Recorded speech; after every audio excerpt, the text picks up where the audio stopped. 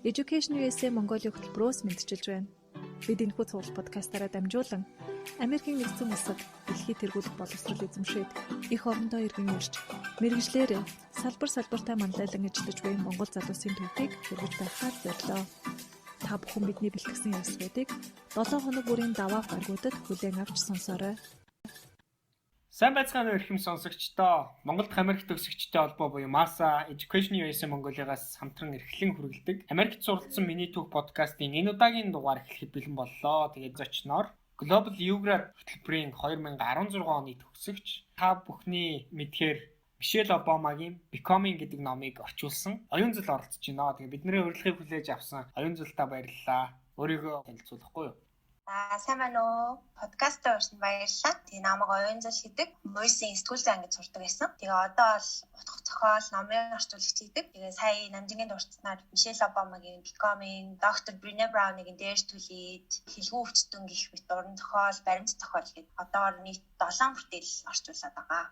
Global U-Grad хөтөлбөрийн талаар хоёулаа яриагаа эхлүүлье. U-Grad хөтөлбөрт хамрагдаад яг ямар сургуульд очиж исэн бэ? Сургууль болон яг өөрийнхөө сурж исэн мужийнхаа талаар бидэнтэй олцооч. Би 2016 оны 1 сард Ball State University-д сэтгүүл зүйн чиглэлээр суралцсан. Тэр сургууль маань болохоор нөгөө бидний сайн мэдих David Letterman-тэй хөтлөгч. Тэрний төгссөн сургууль гэж байна. Тэгээ ер нь сэтгүүл зүйн чиглэлээр бол их танигдсан. Тэгээд сэтгүүл зүйн тал дээр бол их анхаарч ажилладаг сургууль юм билээ. Тэгээд Индиана мужийн Манси гэдэг энэ жижигхэн хотод 15-аас 20 мянган оюутан таних том сургууль. Тэгээд манай энэ Манси гэдэг хот болохоор ер нь бол яг жинхэнэ нөгөө Midwest муж, яг л тийм Midwest-ийн хот гэдэг шиг тийм хот. Тэгээд цагаарын үед бол манайхтай их төстэй, их найрсаг илэнсэн хүмүүстэй нэг тийм хот байдаг. Хүмүүс нөгөө нэг Америк гэхэр ингээл Нью-Йорк, Лос Анжелес, Сан Франциско гэж том хотуудыг боддоо штэ. Тэрэн шиг биш юм. Зүгээр л яг юм эгэл жирийн нөгөө Америк хүмүүс аж төрдөг тийм хот. Тэгээ манайхаар бол одоо юм дарахын ертөнцийн тийм хөл хөдөлгөөн багтай, ажин түүжин тийм хотод байсан. Тэгээ сургуулаар бол нэлээ урдаа барьж өгдөг юм чинь сургуулаа. Яагаад U-Grad хөтөлбөрт өргөдөл гарах болсон бэ? U-Grad хөтөлбөр маань Америкийн засгийн газрын бас 100% тэтгэлэгтэй юм хөтөлбөр байгаа шүү дээ. Тэгээд энийг хаанаас олж сонсч ийсэн? Тэгээд яагаад энэ хөтөлбөрт өргөдөл гарах болсон бэ? За бүр эхнээс нь ярихаар нөгөө хуучин Мойсийн 6 дугаар айрын сэтгүүлийн ангийнхан сурдаг байсан хгүй. Тэгээд одоо бол тэр барилга бол бүр ашиглалтнаас гарсан. Бараг юм нуурж унах цагаан барилгууд гэхгүй.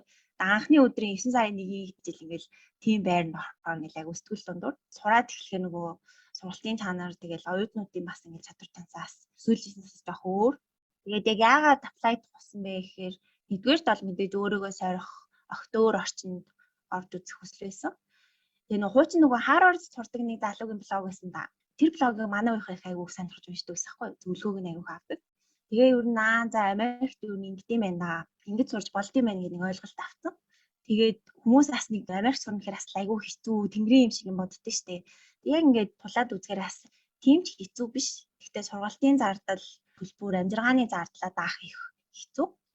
Харин U-Grad болохоор мэдээ 100% тэтгэлэгтэй амжиргааны зардал, стипенд гээд бүх юм цаанаас нь гаргадаг болохоор надад асахгүй боломж болж исэн. Тэгээд яг анх яаж мэдсэн бэ гэхээр би Facebook-ээр илүү ямар ч зүйл нэг онлайнаар мэдчихсэн. Явцын үед бол Америк сургуульд нөгөө өргөдөл гаргадагтай их төстэй санагдсан.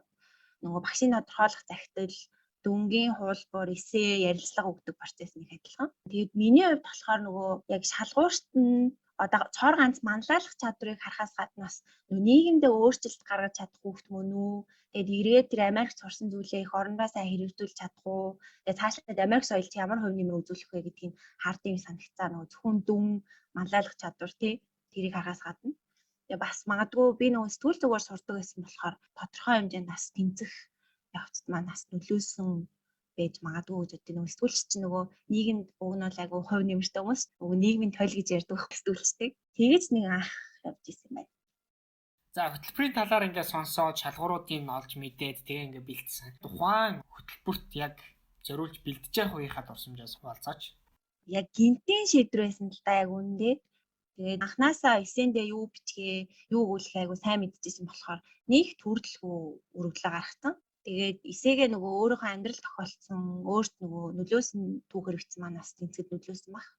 Нөгөө миний яагаад сэтгүүл зүгээр сурах болсноо нөгөө өөрийнхөө амьдралаа холбоод бичсэн байхгүй. Тэгээ ер нь Америк сургууль явуулт ихсэд ер нь бүтцийн үед айгүй адилхан. Нөгөө илүү story based буюу өөр тохиолдсон түүхээ ингээд түүхээрээ илэрхийлсэн гэх юм. Тэгээд миний ойлгосноор бол U-grade нөгөө holistic гэж ярьдэн штэ.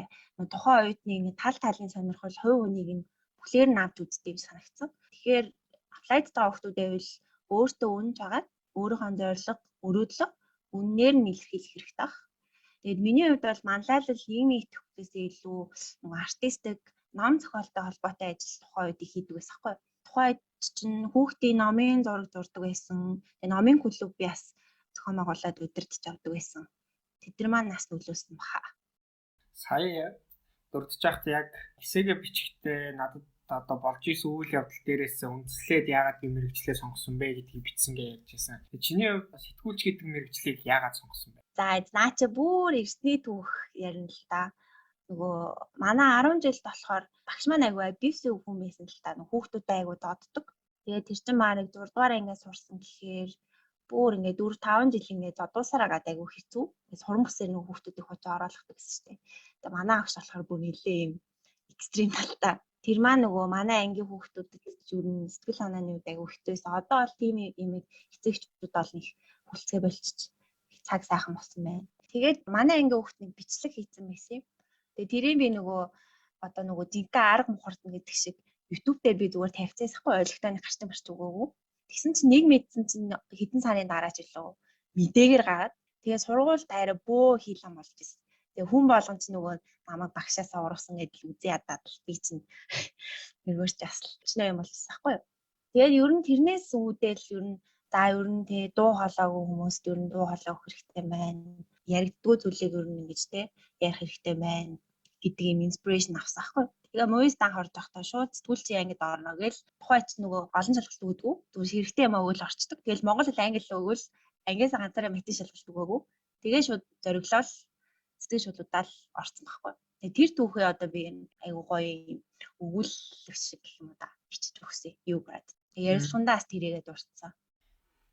Сая одоо тэгээд most сурсан гэж ярьж байна. Ер нь тэгээд Америкт одоо яг энэ чиглэлээрээ U-grade хөтөлбөрт хамрагдахтаас орсон байгаа шүү дээ. Америкт ямар хичээлүүд авч сурч ий. Тэгээд ер нь Америкт сурах, Монголд сурахын ялгаа ер нь ямар хуу анзаарчихсан бэ? Америкт би 5 хичээл үзсэн. Угаасаа нөгөө U-grade-аас тавьдаг шалгуур нь болохоор доороо 12 кредит үзэх хэрэгтэй full time student байхын тулд. Тэгээд ер нь бол за 5 хичээл үзчихийгээд 2 хичээл маань сэтгүүлчтэй холбоотой. Нэг нь энэ илүү креатив тал руугаа, ийм дизайн тал руугаа нэг хичээл гэсэн. Нөгөөх нь болохоор найруулгынхтай холбоотой илүү зүгээр ийм нийтлэл бичиж сурах тийм хичээл байсан байхгүй. Тэгсэн чинь хамгийн сонин манай тэр хоёр сэтгүүл зүүн хичээлийн хоёр багш маань ихнэр нөхөр ээж таарад зүйлсэн. Өөр болохоор хөгжмийн түүх гэж хичээл үзсэн. Тэгээ уран зохиолын нэг хичээл байсан. Америк уран зохиолын. Тэгээд U-grade-аас болохоор нэг шалгуур тавьдаг нь болохоор Америктэй холбоотой нэг хичээл үзэх хэрэгтэй гэдэг байхгүй юу? Тэр нь болохоор ямар ч хичээл ээж болно. Миний сонгосон хичээл болохоор Мексик Америк уран зохиолын хичээл байсан. Тэгээ ингээд нийт 5 жил. Тэгээ дундуураас нэлээд завгүй нөгөө өөр юмнууд бас хийн, волонтер хийн. Тэгээ нөгөө шинэ орчинд орж байгаа учраас бас их орчиндөө дасгаж бас нэг юм болсон. За, U-grade хөтөлбөрт ингээд шалгаруулалтанд нь оролцоо явж байхад аль шатны юм хамгийн хүнд байсан бэ? Надад бол ярилцлагатаа орохтой их сандарсан. Би өөрөө нөгөө баг зэрэг ичимхий дотгошоо өмхгүй. Ер нь шаардлагатай үед л нөгөө гадагш олцдог. Тэгээ ярилцлагад орчоод ингэж хариулнаа гэд ботсон зарим хариултаа хэлж чадаагүй. Гэтэ ярилцлагын үеэр нэг чи ямар ном уншдаг вэ? Эсвэл би нэг айгүйх ном уншдаг гэдээ ярьсан чинь асуулуу та. Тэгэж асуухад нь би саяхан би Жорж Оруэллын 1984 номыг уншсан гэж хэлсэн чинь ярилцлага авсан хүмүүс бүгдээрээ гал уулга алтаал явцгаахгүй. Протестаас нөлөөсөн ч гэж байгаа. Бас 1984 ч бас айгүй хүнд тохиолтой. Бас тодорхой сэтгүүл зүйтэй, нийгэмтэй айгүй холбоотой болохоор ийм байна да гэж бодсон баг гэж бодчих.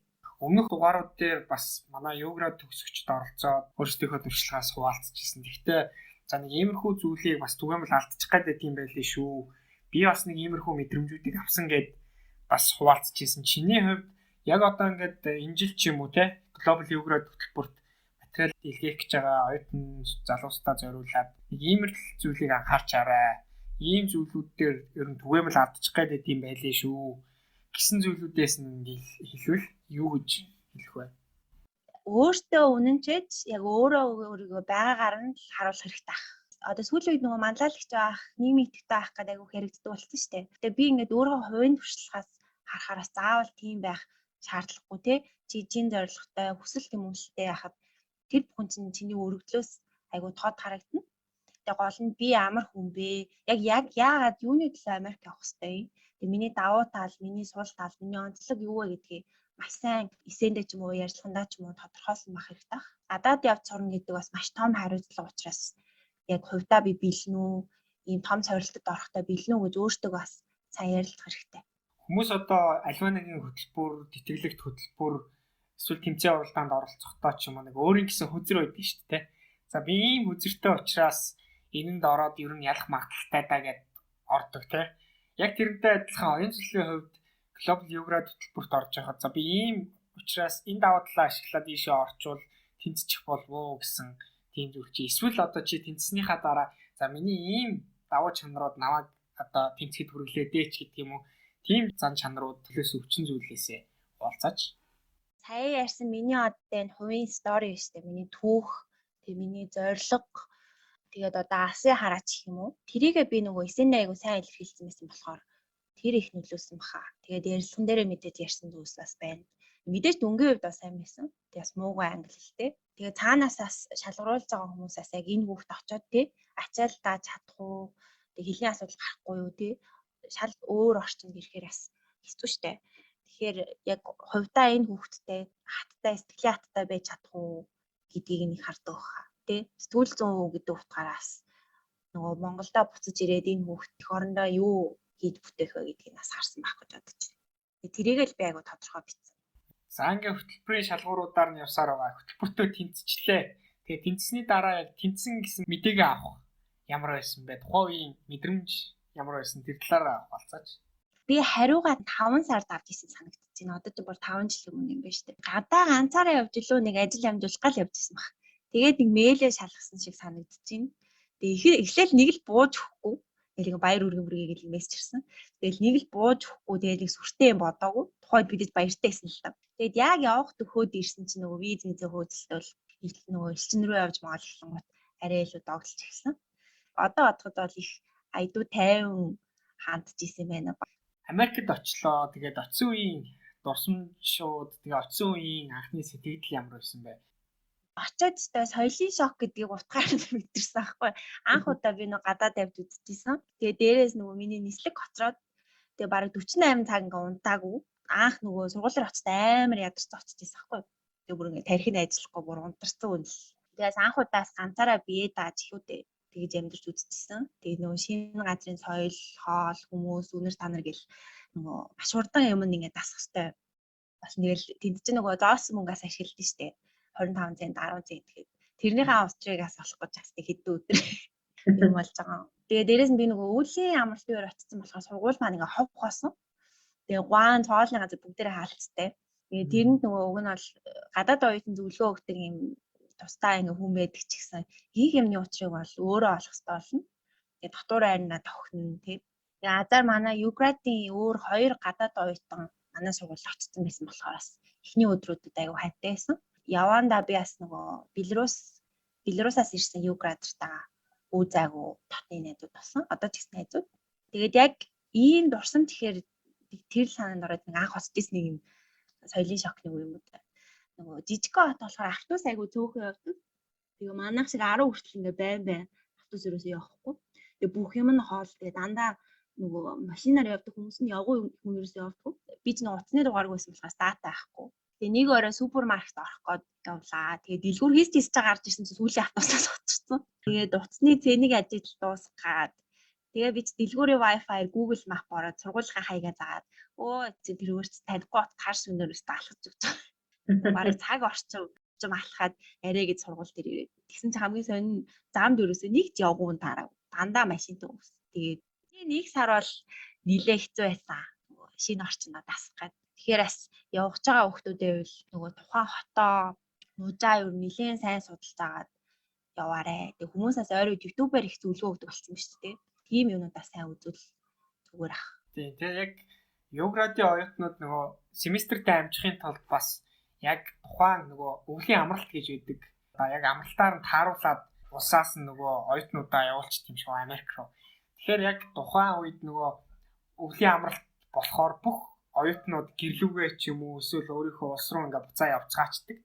Тэгээ яг буцаж ирэх хооронд нэг кампус тэр хэсгийн хугацаанд хамаг юм хаалттай одоо жишээ нь кафетерия, жим, одоо юу гэдэг бүх юм нь хаалттай. Тэгээд яг ингээ хичээл эхлэхээс нэг 2-3 хоногийн өмнө бүх оюутнууд ингээ цуглаад ирдэг.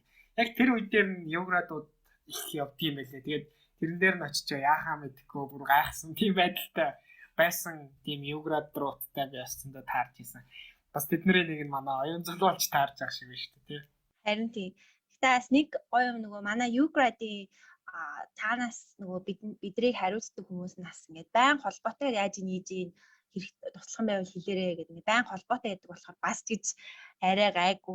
Америкийн бас нэг гоё юм нөгөө очихоор ориентейшн буюу яг чиглүүлэх сургалтуудыг зохион байгуулдаг. Тэрэн дээр нь ерөөсөө Америкийн тухайн кампуст хэрхэн яаж амьдрахтай холбоотой, хэрхэн яаж сурахтай холбоотой бүхий л мэдээллүүдийг бүгдийг ингээ гоё өгчдөг. Тэгэнгүүтээ бас дээрэс нь одоо банкны аккаунт яаж нээх үү, за дээрэс нь утасны дугаартай яаж болох уу гэх ингээл бүх юмнуудыг бас хэлээ өгчдөг. Тэгэхээр ер нь евград ч хэлтгүү гадагшаа Америк руу явах гэж байгаа бол ориентейшн буюу тэр чиглүүлэх сургалтанд заавал суугаарай. Тэрэнд суучих юм бол ер нь бол минут чи ингээл нэгдэл явчихдгийг шүү гэдгийг цаашдаа ер нь Америк явах гэж байгаа хүмүүстээс захижилмээр байна л да. За ингээд Америкт очичлоо. Тэгээд Америкийн одоо боловсролын систем, Монгол улсын боловсролын системтэй харьцуулахад ер нь давуу болон сул талууд нь ямар байсан? Чиний хувьд яг ингээд мөс сэтгүүл зай ингээд сурж исэн. За тэгээд яг үргэлжлүүлээд Америкт Global Geography-аар бас Америкт яг өөрийнхөө курсыг үргэлжлүүлээ ингээд сурчиж байгаа. Тэгэхээр энэ хоёрын ялгааны нюанс одоо бүх юмнуудыг маш сайн ойлгох хүмүүсийн бас нэгэн чи олж таарж байгаа байхгүй. Тэгэхээр энэ талаар бас магадгүй ажилласан зүйлсээс бидэнд хуваалцаач. Манайхтаа одоо сүүлс нөгөө мөс чинь нэг жил нөгөө дурын хичээлээ сонгож байгаа дараа нь мэрэгжлийн хичээлээ үздэг болсон шүү дээ. Америк болохоор юу нэг адилхан. Тэгээд лекц, семинарын бас ингээд адилхан бүтцтэй. Тэгээ багш нар нь бол оюутныхаа үзэл бодлыг айгүй сайн сонсдог. Тэгээ их яриулгаараа илүү онцлог юм болов. Ингээ байнга нөгөө оюутнаараа яриулахыг хүсдэг. Тэгээ чи энийг юу гэж боддیں۔ Чи эндээс ямар гаргалгаа гаргасан ч юм уу. Тэгээ тэгж их яриад эхлэхээр нөгөө нэг ч хичээлийг халтурж болохгүй. Бүх номоо уншин, бүх текстээ уншиж хичээлдээ идэвхтэй оролцсон гэсэн үг байхгүй. Тэгээд өгсөн материалаа их сайн судлана, цаг гаргаж хийх хэрэгтэй болдог. Гэтэ хичээх юм бол манай Монгол оюутнууд бол алдахгүй санагдсан.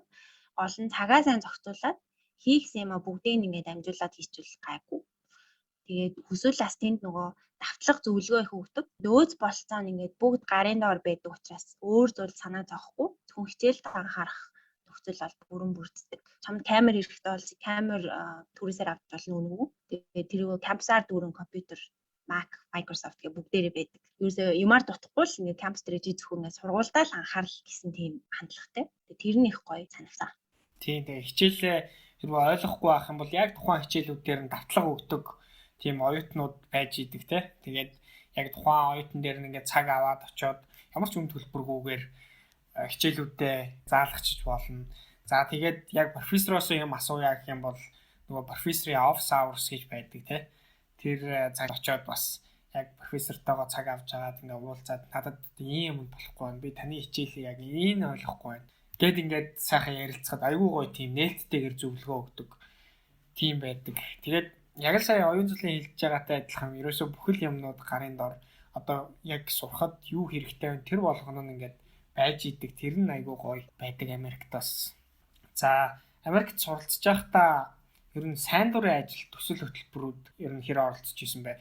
Global Geography хөтөлбөр чинь бас тэдэн цагийн commitment сайн дурын ажил одоо оролцох ёстой гэсэн тийм шалгуур заалт тавьсан байдаг те. Тэгэхээр энэ талаас нь бас хуваалцаж. Би хотоо судалж агаад animal shelter буюу нөгөө амьтны асрамжийн газар гэдэг штеп. Тэнд сайн дурын ажил хийжсэн. Нөгөө эзэндээ хаягдсан гэр оронгүй амьтдыг хонох газартай идэх хоолтой болгоод хүнд хүртүүлдэг газар.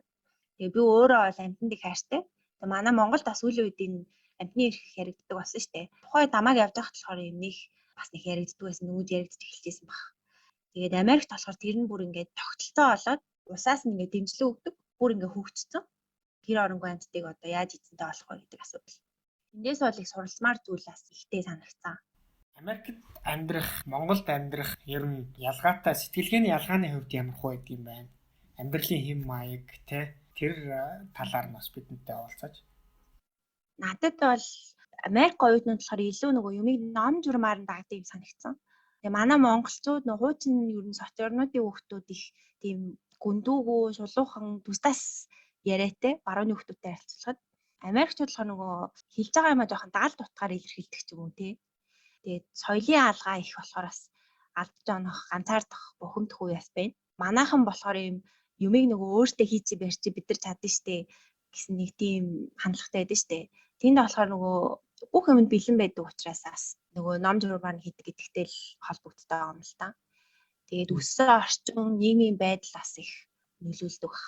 За, Америкийн засгийн газрын глобал юуград хөтөлбөрийн бас нэгэн чухал зүйл нь бас тухайн соёлын солилцооны хөтөлбөр гэж явдаг те. Тэгээд тийм ч учраас яг оюун зүйл бол Монголоо төлөөсөн Монголын бас нэг соёлын элч, төлөөлөгч юмаа гэдэг утгаар нь хөтөлбөрт оролцуулдаг. Тэгээд энэ утгаараа яг улс эх орныхоо Монголын соёлыг түгээн дэлгэрүүлэх зорилгоор хийгдэж ямар нэг үйл явдал эсвэл арга хэмжээнд оролцож исэн тийм зүйл байгаа. Нөгөө манай сургууль дээр бол гадаад оюутнууд эх орноо танилцуулаад презентац тавьдаг мэлээ. Жижиг ихтгэл маягийн. Тэгээд ер нь бол Америкчуудын ерөнхий мэдлэг нь зарим талаар жоохон дутмаг. Тэгээд Монгол ихээр мэдэхгүй их нь. Харин нэг сони юм болохоор нөгөө өөр орны хүмүүс болохоор манайхыг мэддэг, бүр нийслэлтэй хүртэл мэддэг. Тэгээд чи хаана хинбэ гэдэг нь бол Америк нэг чухал биш. Хамгийн гол нь тэнд нөгөө маш олон үндэсний хүмүүс байгаа шүү дээ. Гол нь чи ингээд Монгол гэдэг утгаараа бараг тэр хүнтэй одоо хэдэн жил таарах ганцхан монгол хүн байж таарж байгаа хгүй.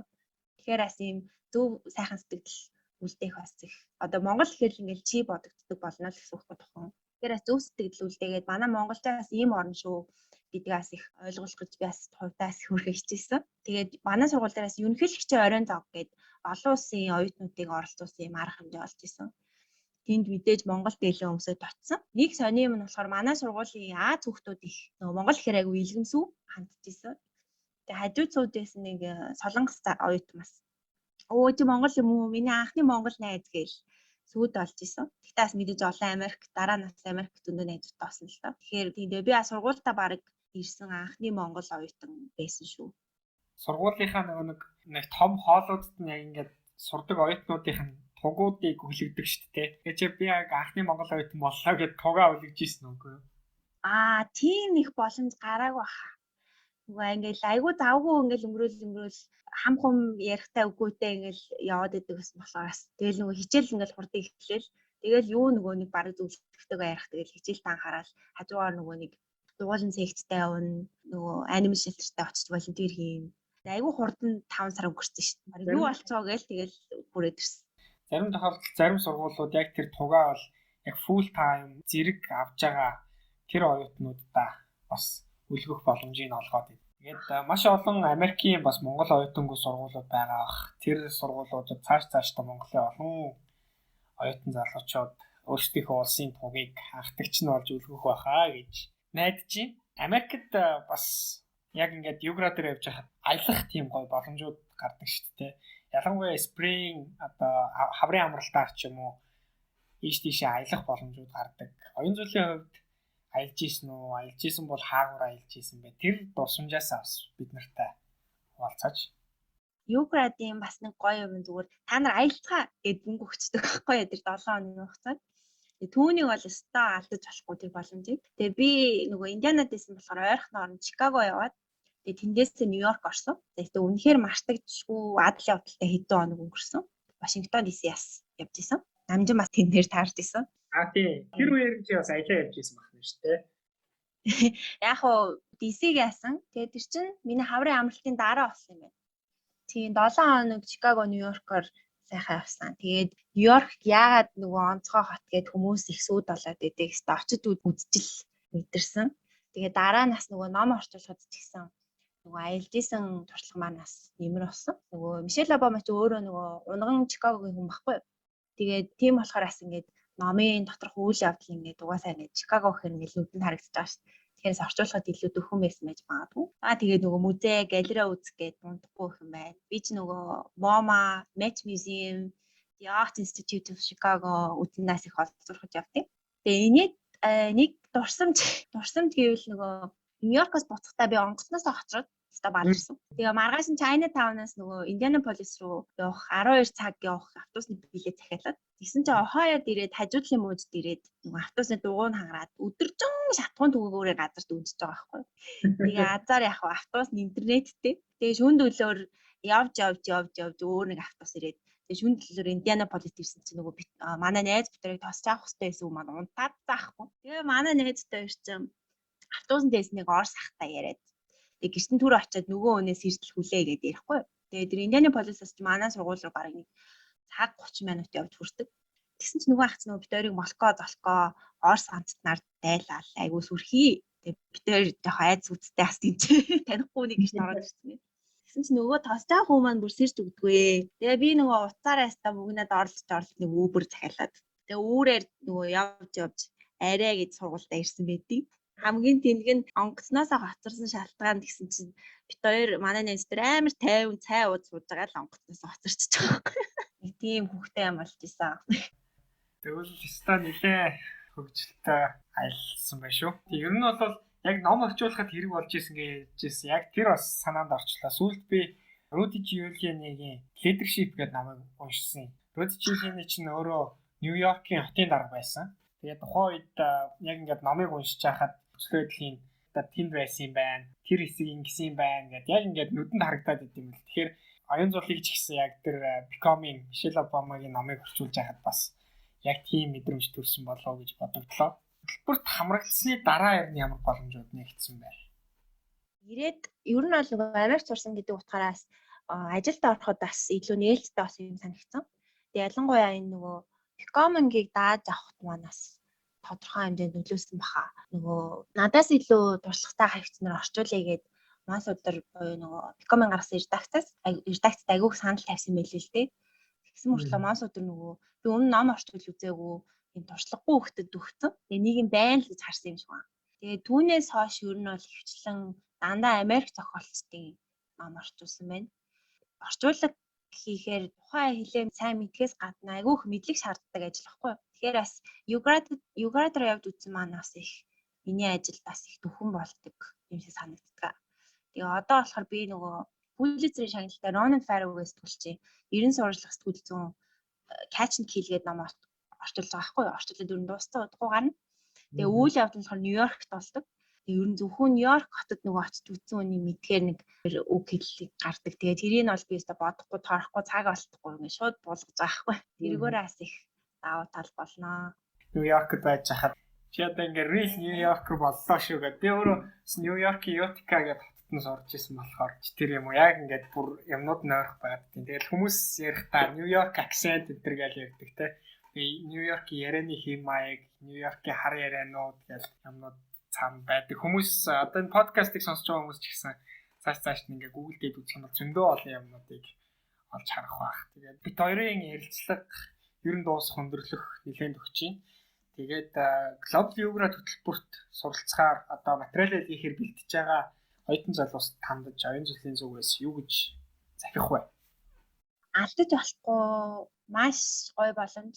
Бараг тоглоомч хүн Монгол сурснаас бараг илүү хямдхан нөгөө цаанаасаа зэтгэлгээр явж байгаа учраас хямдхан явчихна. Тэгээ тийм ингээд кампус дээр маш их боломж байна.